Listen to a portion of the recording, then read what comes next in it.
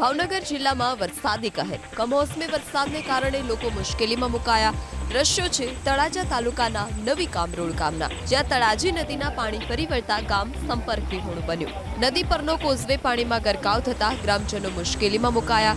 છેલ્લા 4 દિવસથી આ જ સ્થિતિ છે, જેને લઈ ગ્રામજનોમાં આક્રોશ જોવા મળ્યો। જીવન જરૂરિયાતની ચીજ વસ્તુઓ માટે તળાજી નદીમાંથી જીવના જોખમે લોકો પસાર થતા જોવા મળ્યા। છેલ્લા 5 વર્ષથી લોકો બ્રિજ બનાવવાની માંગ કરી રહ્યા છે।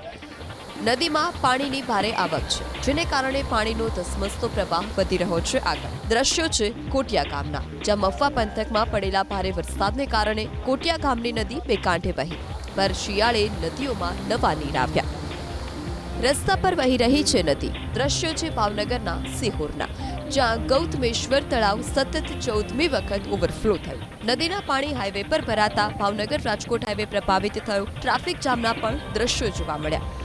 તો આ તરફ ભાવનગર જિલ્લાનો સૌથી મોટો શેત્રુંજી ડેમ ઓવરફ્લો થયો। ઉપરવાસ અને ભાવનગર જિલ્લામાં કમોસમી વરસાદથી શેત્રુંજી ડેમમાં સતત પાણીની આવક વધી।